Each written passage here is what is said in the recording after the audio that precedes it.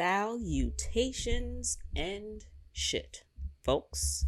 Welcome to another episode of your favorite travel podcast, Travel and Shit, where I, your lovely host, have an experiential conversation about the ways that I have found that travel is so much more than vacation.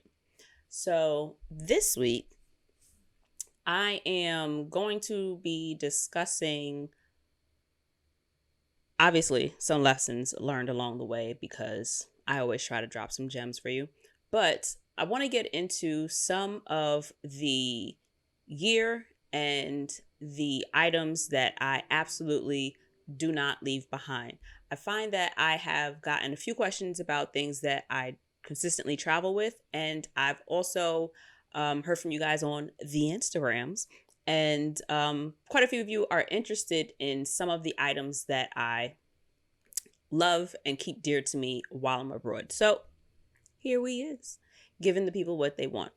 So if you aren't already, head over to the social medias. TRAVEL, the letter NSH _ T on Instagram.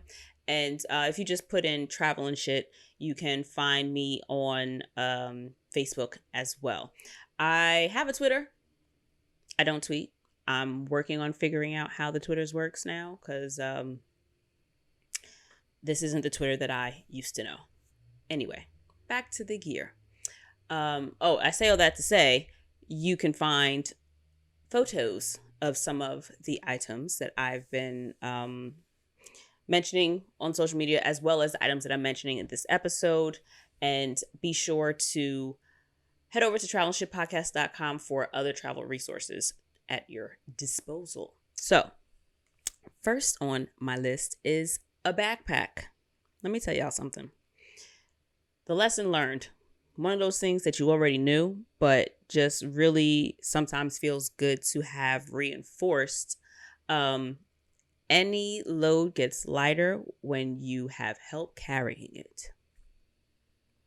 Like that, right?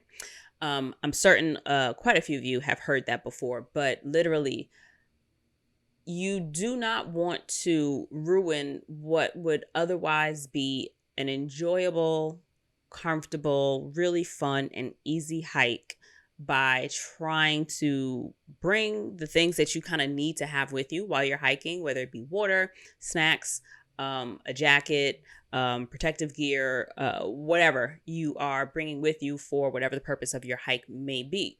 You do not want to spend part of that trip either one, being uncomfortable because you have the wrong backpack, or two, having to readjust and shift the way you're carrying said load. Unfortunately, I was in Alberta. I posted this one on Instagram.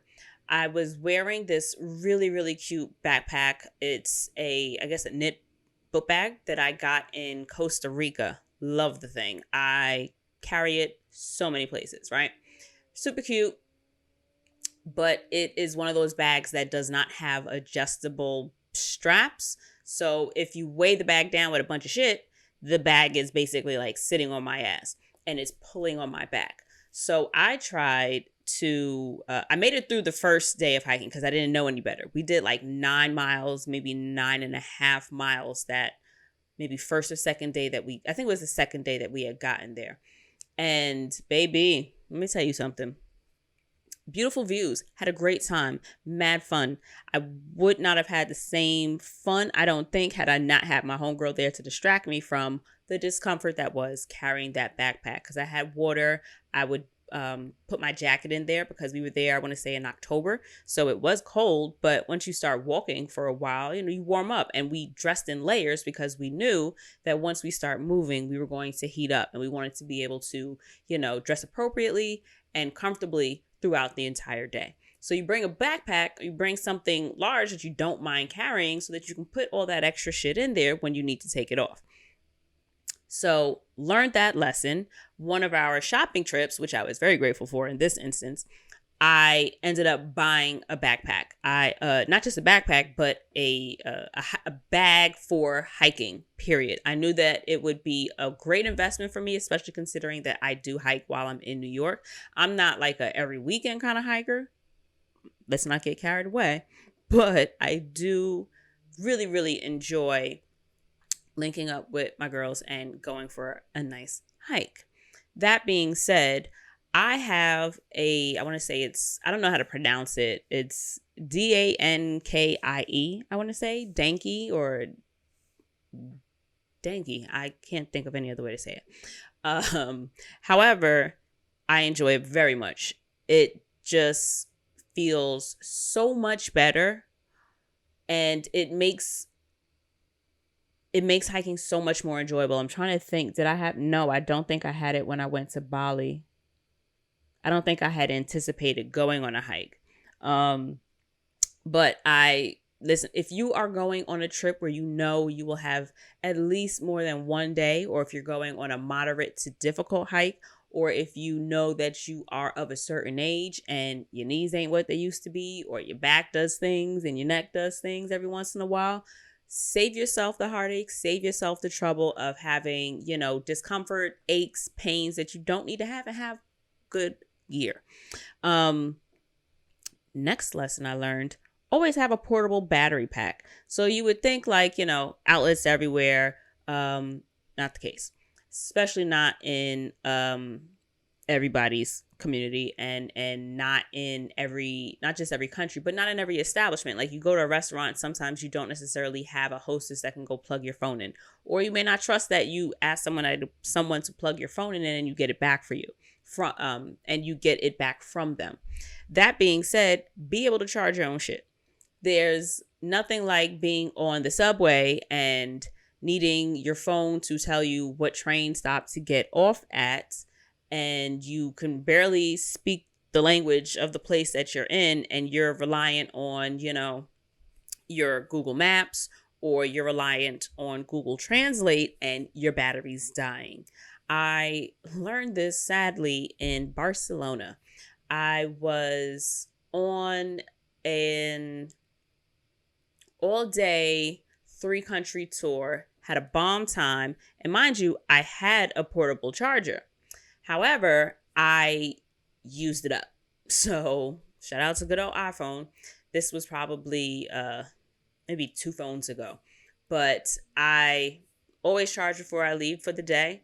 I had my portable charger, but it obviously wasn't a good enough one. I only had about 1 charge in it, and my battery, between all the photos taking, the texting or phone calls, and you're on Instagram and Facebook, killing time on this bus. So all of that usage, I ended up really not having any battery, probably hours before my day was going to be done.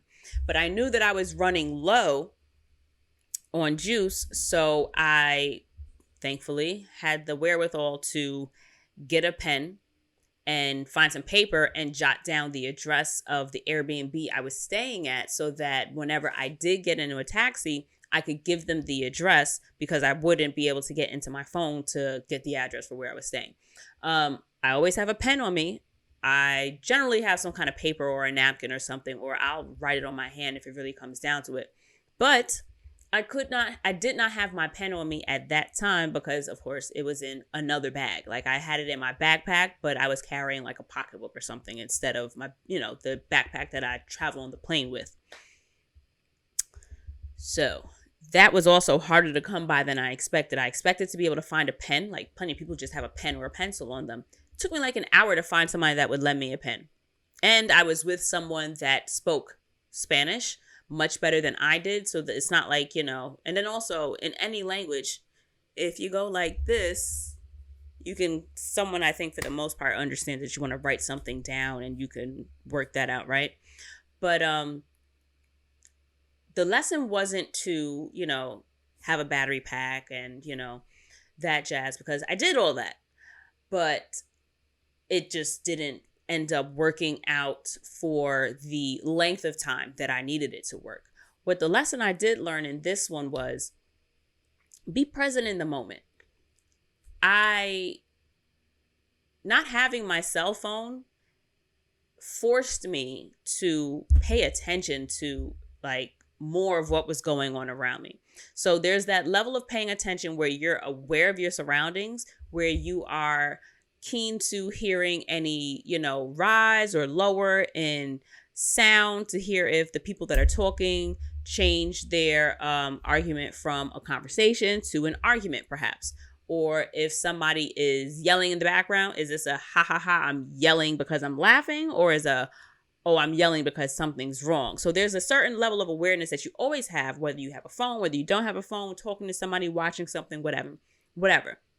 The majority of us know how to be aware of what's going on without being, hyper in tuned with every living being around us, right? But because I did not have my phone, I had to just stick it in my bag, put it in my pocket, and then just be present with, I don't know, the people around me. It was such a weird experience, if you will, because I am very conscious of making sure that I'm not over photographing. I don't want to take pictures of everything. I don't want to have a million pictures of what's going on, but no memory of what's going on. So I try my best to split the difference. I like having photos for memories, and just because I've always been that person that takes photos. Back when disposable cameras were a thing, I was that friend that always had a camera on them. And I, had a little job at a pharmacy, and I used to always get my little prints developed and loved it. So I've always been a person that liked capturing memories with photographs. But I've learned that it is very easy to get caught up in the right angle, the right shot, getting the right lighting, and all the other, metrics you put into gauging whether or not a photo is going to be good, right? I'm also that friend that will hit you with the angles, the right lighting. I'm going to tell you, nope, the light source is going to be to my back, not your back, so that we can illuminate you. I'm the friend you want to take your picture. Mental note that. We can revisit that at another time. That being said,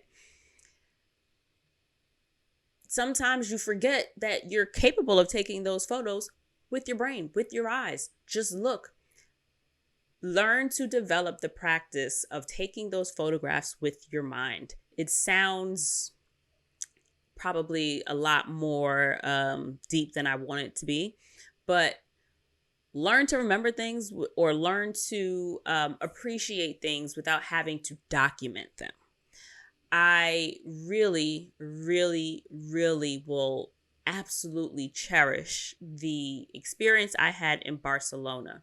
I'll never forget that. I can't remember the woman's name that I was with, but we got really friendly on the bus, and we ended up, after going on the day tour, where we were able to see northern Spain, we did France, and we did Andorra.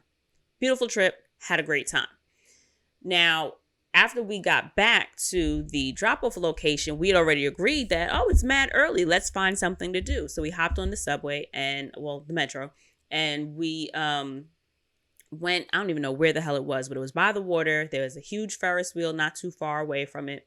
And there was like a big bazaar, like open market with stands where they sell souvenirs. They had food. They had music and dancing. There were a ton of, like, I guess you could say, like, community groups that were performing. And there were a lot of different flamenco dancers. And I'll never forget, we stopped and we sat at one, like, little show. And it was incredible. I used to dance when I was younger. I danced for years, about 20 years, give or take. And we used to be that community group that would come out and dance for somebody's special occasion or for somebody's, event. And it really had me reminisce back to those days and wonder, like, because I was like in my bag, like watching them dance. I'm like, yo, they are so good. Like, I'm feeling everything that they're trying to express through this performance. And I'm like crying. I'm crying. But like, it's a it's a good, powerful, wow, I'm really touched cry. But at the same time, I'm like, you ain't going to have me out here looking like a victim, right? So I'm trying to pull it together. There's another hack that'll help you with that later in this list.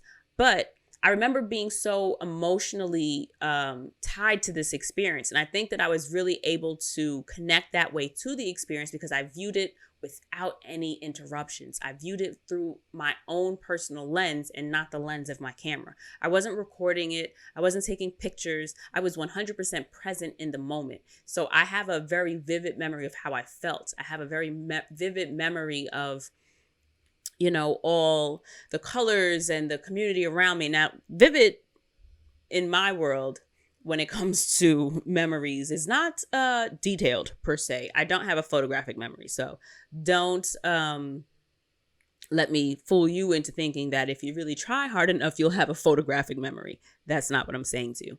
What I'm saying to you is I'm able to very easily remember what it looked like, what it felt like, and what it, the overall like energy that I was experiencing in that moment. And I had the same experience, not the same, but a similar experience in Costa Rica. I was on a horseback ride and we were walking, riding the horses through the jungle. Rider in front of me, rider behind me. Great trip. Some of the most incredible, most beautiful views. I'm looking from being inside the jungle, like out through some trees, over to see like the expanse of the rest of the terrain with mountains, volcanoes in the background, these beautiful tropical birds flying through. Picturesque. I will absolutely never forget that view. Now, I can't detail you how close the tree was or how far up we were or, the color of the ground. I don't know if it was dirt, if it was grass, whatever. That doesn't matter. But I've got the picture in my memory. And what I'm trying to express to you is that it doesn't have to be a cleared and detailed exact replica. But as long as you can close your eyes and see it as if you were kind of there, it's you've got the picture in your heart, if you will. That's the best way that I can explain it to you. When it hits, it hits. And if you've had that experience, I'm certain that this is resonating with you. And it's something that I don't need a photo to remind me of. Same thing in Bali. We were driving up. I was on the back of this little motorcycle moped thing. And I was going to see, I don't remember how to pronounce it, but it's essentially Gates of Heaven. And so you basically drive into the parking lot, and if there's no, like, they, I guess, alert you down from the lower level parking lot, if there's parking or not, higher up, closer to the temple. So we already knew there was no parking down there. So they have these guys that are sitting around just waiting for people to show up, and they'll ride you up on a bike for like a small fee. I will never forget, we hit one bend and the view opened up because you have to ride up, I guess it's a mountain. But we're riding up the path and the view opened up, like the trees on the side of the road opened up, and you could see, again, so much jungle, forest, rainforest. I know that the biologists of you that are out there know what the difference is. Unfortunately, I do not. So all the trees, y'all. It was just incredibly beautiful. And I remember seeing the mountains in the backdrop, the sky. It was like a perfectly clear day. And I will never forget that I had such an immediate and strong sense of gratitude to just be present in this moment, to be able to see this. It's like I'm from Queens and we ain't got no mountains here, which is fine. I can drive maybe an hour in almost any direction and, have incredible scenery, There are plenty of beautiful things to see in New York. So it's not that seeing beautiful things is like new to me, like, oh, wow. It's just that every time you see something beautiful, regardless of whether or not you've seen something beautiful or not before, you always appreciate it. And in that moment, I was just so grateful to be able to see so many beautiful things around the world. And it was that not taking out my camera. It was that not having my phone attached to me and being so dedicated to capturing everything in photo. So the first time I learned that was in Barcelona. That was one of my earlier trips. I think that was maybe the second time I'd left the country for the first time. I mean, that was probably the second trip after I'd left the country for the first time. But that being said, that trip, that time my battery died while I was out, even after having the appropriate gear, I learned the lesson that, be ready, be adaptable. And perfect segue to the next point, but be adaptable, be able to write shit down and go on with the trip. You don't have to let something going wrong, fuck up the whole plan. Be present and experience what is going on around you for what it is, and trust that you've got the good enough sense to figure everything out afterwards. That leads me into the next item that I don't travel without is a universal adapter, like that little outlet the adapter that changes the outlet for you. I promise y'all, the same way neck pillows, I always forget these things. I've probably got like 6 of them around the house, universal adapters that, if you need one, hit me up. Okay. At this point, I can't say that, they're not readily available. You just got to realize that you don't have it before you leave the airport. Once you get out of the airport, that's when it may be a little bit harder to find them, depending on where you're staying, obviously. Also, know that you're going to likely pay more for it. Because if you buy it in the airport, they know that you don't have it. So they can charge you whatever the fuck they want to charge you for it. If you want to order it on Amazon, that's a different story. You can find them for about $10. But if you're in the airport, they can charge you $20 because they know where else you're going to get it. You're going to look for one. Now, if you've got the ability to look for one, or if you're in an area where it may be found, or if you reach out to your Airbnb host and let them know that you need an adapter, or if you call the hotel, or I'm certain like a lot of accommodations will accommodate you. That being said, though, the overall lesson in that is be adaptable, and also don't be afraid to ask for help. I've found plenty of Airbnbs that actually just have them there for their guests, because that's one of the things people always forget. Also, I'm certain that they've collected a few from other travelers that have left those behind while they're traveling. So the universal outlet / adapter, the lesson in that, like I said, it was a good segue. Be adaptable. You could forget something and either find it while you're abroad or make do without it. Now, the adapter, I'm not going to go an entire week without, my cell phone. So if I couldn't figure out how to find an adapter, the next bet is you just find out how to buy another charger. You buy another charger. I promise you're not the only person with, needs. Even if your needs can't be met exactly, even if you can't find, say, another outlet, what do you say? What do you call the thing? If you see me on the YouTube, I tend to talk with my hands when I'm looking for the actual words, as if that helps. If the input for the charger, like say you can't find an iPhone charger someplace, if you could find somebody that's got one of those charging mats, that could work. Like, think outside the box. Just because it's what you have, or just because you're used to using it a certain way, doesn't necessarily mean that is the way it always has to work. There are other ways to get things done. And that kind of goes along with part of the lesson that I took from consistently leaving adapters behind is that just because you're used to something I think I just said that, but just because you're used to something doesn't mean that's how it works everywhere. So even though we've got outlets everywhere and you kind of know the social norm or the acceptable, places to use outlets, right? Like you're not going to just walk into somebody's house and plug your shit in. You generally ask them first, right? Kind of the same thing with like establishments and businesses. Like if I'm at a restaurant and there's an outlet right next to me, I'm gonna plug that bitch in because I'm paying you for the meal. I'm pretty sure you'll be okay with me plugging my phone in. But you realize that even if I remember that happened in where was I? I was in Austria and I needed to charge my phone.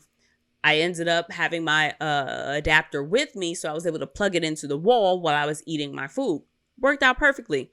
But social norms aren't necessarily normal everywhere. Just because something is a social norm where you are doesn't mean that that is normal where you are traveling to.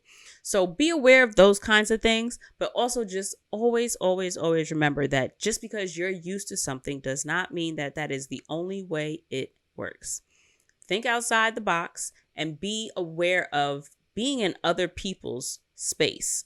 If there is a norm that you're not comfortable with in a certain area, by all means, remove yourself if possible. It's not that you have to tolerate and accept mistreatment or, unsafe conditions. But my point is something as simple as toilet paper. Toilet paper isn't in everybody's bathroom everywhere in the world. That being said, what are you going to do? Not pee? You're not going to use the bathroom because the toilets don't come with toilet paper wherever you are? No, you figure it out, right?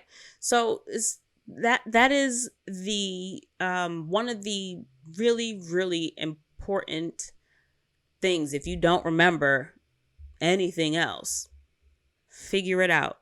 Do not be stuck in your rut. I learned about all of this stuff that I know not to leave behind, or I know that I'm better served when I have with me, because I've had instances where, damn, they came in so clutch and I realized this was a really good thing to have. I'm never going to leave home without it. Or I've absolutely left home without it and realized, damn, things aren't as easy as they could be. I'm going to make sure that I do my best to remember X item for the next time.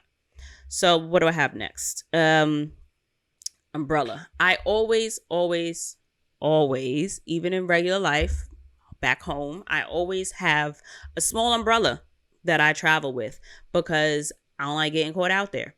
I also like to travel with shoes that are water resistant or okay in water. Excuse me. That would be the pair of shoes that I wear on the plane because those are usually heavier. So those would be, I actually have a pair of gold Chucks that are rubber. And I think I have a pair of palladium boots. I don't know what kind of boots they are, but they're both really cute. They're both the kind of shoes that I would kind of wear with anything, and I basically do. They're neutral colors, so they go with so many different outfits, and I will wear those on the plane and then put like lighter shoes like flip-flops, sandals, or maybe like another pair of Chucks or something, or sneakers in my bag when I'm, packing. But that being said, the umbrella always comes with me. It's small, and I have one small enough that it will fit in the crossbody bag that I carry with me so that I'm ready to go for anything. I learned in Rome that rain does not have to stop the show. It can make things a little more difficult, or it may slow you down, but it doesn't mean that you can't go outside. I spent an entire day, I want to say, I think it rained most of one. It was like an off and on kind of thing, but it did rain quite a bit while I was in Rome. And it was also a little bit cold, so that made it less than comfortable. But I say all that to say, carry an umbrella. Rain ain't going to kill you. I don't know what your hair does, but I don't have any hair. So, that's a bonus for me. But if you are in an area where you think you're going to swim, I don't know if, everybody's, I don't know how to best put it. water ain't everybody's friend. I don't mind getting wet. So I make sure that I at least have items that make it more comfortable for me when I do get wet, because I ain't spend X amount of dollars or however much I spent to get to this destination and to be in this beautiful area and to have whatever experiences that I've booked to be stuck in the house if I don't have to be, especially if it's not a really heavy rain, y'all. And also remember that just because it's raining where you are right now doesn't mean that it's raining somewhere else in a neighboring area or someplace that you may want to visit or go, so that you can do whatever it is you're going to do in the day. So you could just as easily have, check the weather for a beach that is far enough away where, it's not raining. Or you can do that day shit that's inside. But either way, carry an umbrella. I personally like my totes umbrella because it doesn't as easily do that flip on the outside, when the wind blows and it blows the umbrella the other way. So I like mine, and it's worked very well for me, and I've been very comfortable traveling about. But yeah, I learned in Rome you can have so much fucking fun in the rain. Like, inconvenience doesn't have to make it impossible. That was the lesson that I learned there. Inconvenience does not make it impossible. And you hide under little, awnings. You duck into, the doorway of a closed store or restaurant. You walk into a little shop, or you go to a bakery or someplace that serves whatever food it is you like. You sit and people watch. You can find a new approach to so many things when you get a little bit of a wrench thrown in your plans. So your plan may have been to walk around town and really sightsee and enjoy outside, or go to a park, or go to the beach. But consider if you're in a city that's got businesses that you can walk to, or even drive to if you've rented a car, or take a taxi to, bus, train, whatever. How the fuck you gonna get there? Go to a restaurant, people watch. Go someplace where you have a good view of the street. Walk around locally so that, if it's not that bad, you can pop into stores and really get a feel for what's going on. But it's a feel for the world. You would think, the way I view it is as a local, right? When you're home, you don't not go to work because it rains. If you've got a doctor's appointment, you don't not go to the doctor's appointment because it rains. If you're planning to go to the movies on a certain day, you don't not go because it's raining. So why would you get 4,000 miles away and not do something because it's raining? Sometimes it pays to do some of the shit you do at home while you're on vacation. I think that was like 2 lessons in that one. All right, so the next part is clothing. A couple of things that I always pack with me when I am going to be someplace else. I always bring at least 1 or 2 pairs of leggings. One, because some places, when it gets colder at night, I don't want to be sitting on the bed or in the chair or whatever and be cold. And I don't want to be in the bed. Like, if I want to sit someplace, or if I want to sit outside and it's cold or some shit like that, or if I just want to run to, I don't know, the lobby if I'm in a hotel, or if you just need to throw something on, I love a good pair of leggings. You could run out, get you some coffee, come back to the wherever you're staying and get stuff done, situated, and wait or whatever. But if you need to pop out, or if it just gets cold at night, or for some reason the weather isn't what you expected it to be, you have some way to easily make yourself comfortable. I always travel with jeans. However, like when I'm on the plane, I always wear jeans. Like, I basically have a flight uniform. This is basically my flight uniform, but not the same. Like, I always wear a white tee, blue jeans, and whatever the heaviest pair of shoes I'm going to be traveling with is. And it's generally those Chucks that I mentioned to you. But that being said, the leggings really came in clutch the time I was in Bermuda. I had a bag full of like bikini shorts and tank tops. And because I was supposed to be in like 85-degree weather in Martinique. Told that story. Plans changed. Ended up in Bermuda. While I was in Bermuda, though, the weather was like 65. And I don't know about y'all, but I'm not in shorts in 65-degree weather unless it's like middle of the summer. That's like July 65 is not the same as 65 in January. And this was in January, but it was in Bermuda. So thankfully, I did have the jeans that I wore there on the plane, but they're, ripped up, and you get tired of wearing the same pair of jeans. Like, I'm not going to wear the same jeans every day for a week.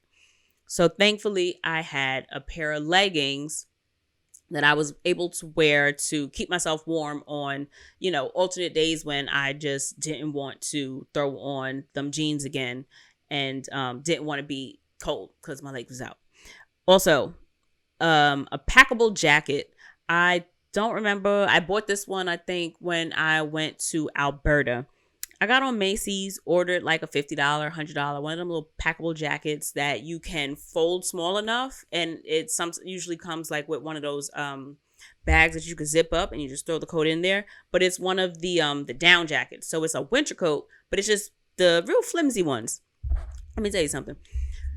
Other than like minus whatever degrees, 12 degrees, or even a regular like 20 degrees, positive 20 degrees, that bitch is kind of warm. I'm good. I'm also a fan of layering, so I will absolutely wear like 2-3 shirts and then put that on, or I'll wear like 2 shirts, a hoodie, a hat, and that jacket, and I'm pretty good. I also wore that jacket layered in a couple of different places in Europe. I would put that coat on first, and then I would put like my cute coat on top. But I think it was one of them teddy bear looking coats, right? But it just wasn't warm. It was warm enough. And so I put the coat underneath, and it provided for an excellent layer, and I was warm everywhere. I was warm in Norway, in the middle of where it should have been fucking cold. It was Norway, y'all. That being said, since I mentioned Norway, I'll say warm socks. If you're going someplace cold, don't let wearing a pair of wool socks trick you into thinking that your feet ain't gonna get cold. I had on wool socks. Like, I had on wool socks that I bought from Norway. Like, I was in the grocery store and I'm like, oh, these are cute. These are wool. Oh, these is real ass wool socks. How much y'all want? This ain't too bad. Let me buy 2 pairs. Also, pro tip, don't throw them in the dryer. I threw them in the dryer and they are done. They're shrunk. They're gone. I won't get rid of them though, just because they're good ass wool socks. So I usually just sleep in them when it's really cold because they're wild tight. But sentimental reasons, I'm one of those girls. But I'm saying all that to say, I was freezing. The only thing that was cold was my feet. I had the packable jacket layered underneath. But I will say, invest in good socks. If you know that you're going to be in a cold destination and spending any time standing still, or if you know that you're hiking someplace and it's going to be a colder area, get good socks so that you can stay comfortable throughout the whole trip, throughout the whole experience. Even if you have to layer your socks somehow, consider if that's what you're going to have to do, whether or not you have that pair of shoes, like that one pair of shoes that you could get away with 2 pairs of socks in, versus having the pair of shoes that you know that you got to wear the thin socks with, and so your feet are going to be fucking cold because you don't have anything that's there to, properly insulate you from the elements. So let's see what else I got. I always carry or travel with this little chambray button up, like a Gap button up. It's chambray is like that denim kind of look, but it's like a washed out denim kind of thing. I love it. I always have that thing because I'm always cold. So even if I'm not anticipating wearing it, I will bring it with me if I am going out to explore for the day, if I'm going on a day trip or anything, because a lot of times either the bus or the train or whatever means of transportation you're on gets fucking cold. And I hate being uncomfortable. Even if I would rather be cold and have a sweater to kind of make me feel like I'm warming up versus be stuck on a bus with absolutely nothing to put on. And I'd be damned. I don't want to put on no stranger person's coat talking about, oh, you look so cold here. Do you want my sweater or do you want my jacket? I'm not wearing this one. I don't want to have to be in that situation. So I always bring the chambray jacket, and that's why I didn't even have this one. I guess what also would be a really good addition to bring is some kind of backpack on every trip. I hate when I am going on like a water adventure, if you will, whether it's going to a spa that's got like water options or a beach trip, whatever. I have done plenty of excursions that had some variation of some water involved, and it never fails. Well, it doesn't fail because I learned my lesson. I always have that. I bought that backpack in Costa Rica for that reason. I was going to Arenal. No, we were going to Baldy Hot Springs, and I forgot to have a bag to put like my towel and my bathing suit. Like I wore my bathing suit under my clothes, and I forgot that at some point you're going to take your swimsuit off. You don't want to sit around in a wet swimsuit. It's gross. So I don't remember what the fuck I did. I think I just used a plastic bag from like a gift shop that I bought something in or whatever. And then thankfully part of that trip ended up being at another gift shop. So I bought a bag to put all that stuff in, but I didn't think about it until after the fact. So I always like to have some kind of backpack, and thankfully that bag is foldable. Like when there's nothing in there, it's completely flat because it's all cloth. It's like a knit backpack. So I always bring that with me so that if I'm going on a trip where I need to be able to put stuff, whether it be flip-flops, whether it be water shoes, whether it be a wet bathing suit or a change of clothes, like a shirt or a jacket that if I know it's going to warm up later on and I don't want to wear it around my waist and I just want to throw it in a bag, I always bring some kind of backpack or bag that I can fit enough stuff in. So that is very important to me to always kind of have with me just as that option, because I hate carrying things in my hands. I'm not a pocketbook kind of girl. I'm either a tote bag where I can throw it on my shoulder, a crossbody, and I only carry crossbodies when I travel, or a backpack. I really, really want hands-free. I don't want to be bothered. What else? I always ride the plane with a fleece. I had a job that one of our Christmas gifts was a fleece one year, and I was never going to wear that. I'm not a fleece kind of girl, and I especially don't want to wear a fleece with a company logo on it. But let me tell you something. That bitch warm as hell. And I reserve it specifically for traveling on the planes. I love it because it is small and lightweight without being a coat, and it keeps me super, super warm. And I know that if I do get cold in whatever destination that I'm in, that's going to do the job. So that being said, I always travel with my fleece. It makes me feel comfortable, and it's a go. Every trip, I always bring it. Whether I'm going to 90-degree weather, I'm going to wear that fleece. It could be 90 degrees in New York and I gotta sit, like I'm not going to wear it in the fucking heat. Like that's not what I'm saying. But I always bring it with me because I'm always cold on planes. And I like that the fleece is thick enough that I kind of feel like I'm getting some kind of boundary between myself and the surfaces around me. So fleece is important to me. Water shoes. They don't really look cute in the pictures when you got like this really sexy bathing suit. But guess what? Your toes will thank you. So between Cuba and Guadeloupe, wild grateful that I had them. So in Cuba, we had this incredible experience that I went on where we had to, part of it was wading across a river. Like I walked across, not walked on water.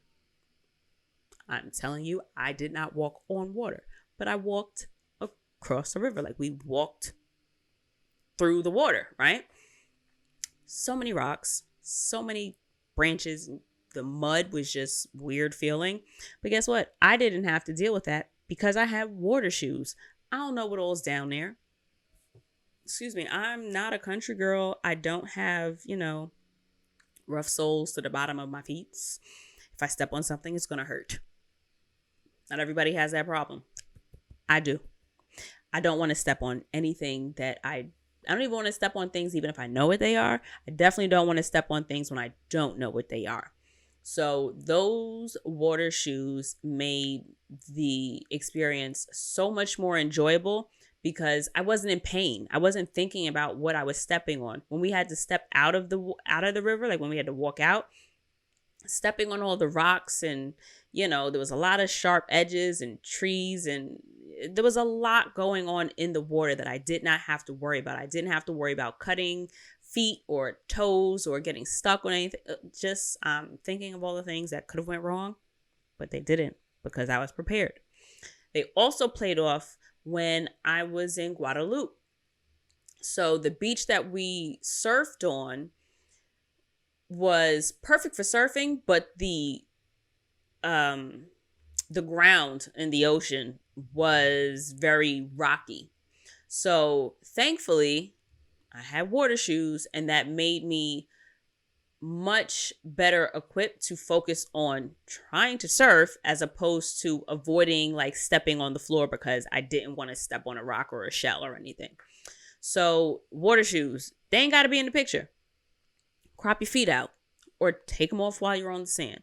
But you rather have them and not need them than need them and not having. I'm just saying. $10 on the Amazons. Get you a pair, bring them with you, test it out when you get there. You ain't got to wear them unless you need them. Just letting you know. And the last part for clothing, shades. So I bought a super cute pair in Colombia. And the only reason why I bought them was because I forgot mine at home. And I ended up buying them on the street. I think I spent like $20. They were probably like a designer knockoff, but I'm not a designer girl. So I wouldn't know when I looked at it. That being said, I could have not spent that money and just worn glasses that I have. Pro trick, you can also people watch in peace when you've got the shades where you can't see your eyes. Whenever I buy shades, I always buy the ones that I can't see my eyes through just because I like people watching. I like to be nosy without being nosy. You know what I mean? Like I can watch you what's going on from over here without me having to be in your face this way. I can look right at the person in front of me, but see everything this person in my peripheral is doing, but they don't know I'm paying attention to them. I could be, fake looking at my phone and I'm looking dead at this couple over here. All right, do I need to get up and move? I don't know. Y'all acting like you want to, like this little argument going to turn into something else. I'm paying attention. I like, and you never know. You want to, watch the eye candy go by. You don't want to be, rude. You get a pair of sunglasses. They don't have to know that you are admiring the view. So, I always try to buy sunglasses because especially if you're going to the beach or especially if you're hiking and walking around a lot, the sun gets annoying. You don't want the sun in your eyes. And also, it's easier to look for things or to give the illusion of not necessarily being lost if people can't see your eyes scanning things going around. I like that extra level of, privacy. You don't necessarily know where my attention is, but I'm aware of where my attention is and what's going on around me. I like that. That don't have to be your thing. That's one of my things. So I always try to bring glasses with me. And I also try to always bring them because that's one of the things that I know that I'm going to end up buying when I get there if I don't have them. And I'd rather not spend the money on a pair of glasses that one, I don't like. Because a lot of times the only options there are shit you wouldn't wear in real life. But if you absolutely need glasses, you're going to end up wearing glasses that you don't really like. And I don't want that for you. So try to remember glasses. Shades, sunglasses. That's what I mean. Last 4 things that I always have in my toiletry bag other than the obvious. Of course, you're going to bring sunscreen. Of course, you're going to bring deodorant, toothbrush, toothpaste, mouthwash, floss, all those things that you use normally, right? I always bring bug spray, but not traditional bug spray. I've found that bug spray is cool and all, but it doesn't work everywhere, and I've had better luck with natural options. I know I found the best bug spray in Thailand. They actually had it in the hotel I was staying at, so I ended up like buying 4 bottles and bringing them home. Used them all like in 1 or 2 summers. Then I ended up, my uncle gave me a really good bug spray, but I think I used all of that up. And alternately, I have been using for probably the past 2 or 3 summers lemongrass essential oil. Essential oils are one of my favorite mini travel additions. Not only do I carry the lemongrass with me, but I also usually carry lemongrass. No, I said lemongrass. Lemongrass also is a very energizing fragrance for me. Like, I smell lemongrass and I just feel calm but energized. Like, I'm ready to do things. It's a nice crisp clean. Like, it's not like a soothing relaxing fragrance like it is for some people. For me, it's like a little hybrid mix of the two, because I'm calmed by the smell, but I'm also calmed in a sense where, okay, I can really rock now. All right, I'm focused. It's a focusing, clearing scent for me. But lemongrass also is a great repellent. So I tend to mix it with I like shea nut oil. And is that the one I was using? Yeah, shea nut oil. And I'll always put, I buy those little toiletry travel bottles, like the containers. I'll do most of it with the shea nut oil, and I will put like a quarter of an inch worth of lemongrass essential oil. I just put a whole bunch of drops in that bitch, and I shake the shit up, and I use that every day. That is my moisturizer, and it is my bug repellent. But then I will also go in with sunscreen when it's necessary. I'm yet to try the lemongrass in a spray, but that is next on the list. I wouldn't necessarily want to do it with like diluting it with water and spraying it out, but I am considering doing another kind of like an oil. Like, I feel like I don't know if you might be able to spray grapeseed oil because it's a little bit lighter, but I would absolutely try coconut oil. But the only catch with coconut oil is that it will solidify if it gets cold enough. So that's the toss up. But I'll get back to y'all on the spray option because it's a little cumbersome and repetitive to do one layer for bug repellent and then another layer for sunscreen. Anyway, I always carry lemongrass oil with me because I also find that when I just apply it, that's also my go-to fragrance just for smelling. Like, I'm an essential oils kind of girl. I don't really do perfumes and colognes, so I'll use oils. And I just love the way lemongrass smells on me also. So I always will put some on as if it were a little bit of perfume, a little behind the ears and on the wrist, and ready to go. Next, Band-Aids. I always have Band-Aids with me. I just throw them in my wallet. So I generally have Band-Aids with me regular life as well, unless I use it or give somebody one to use. But Band-Aids are great for if you not only cut yourself, but if you're your shoes rub the back of your heels, or if you just have like a tag or something that keeps sticking you in like your shorts or your skirt or something. You can use Band-Aids for a million reasons that you can fucking think of. But I always have Band-Aids with me just because I don't know I don't want to ask anybody for a Band-Aid. I don't know. I just want my own. Unless, of course, it's emergent. Hangnails. Put the Band-Aid right over it. Go on with your day. Next I had alcohol wipes. I always have alcohol wipes for small cuts. I always throw those in there just because if I get a mosquito bite also, or something that I want to try to dry out, I like having the alcohol wipes. And the last thing on the list I have is pills, y'all. Every single pill that I can think of, I always bring with me. Excedrin, Aleve, Tylenol, Pepto-Bismol, Midol, what's the one? Imodium, Dramamine, Benadryl. Benadryl's huge. Benadryl. I think that's, and Neosporin. Like, I always have like a mini, and tweezers I bring with me.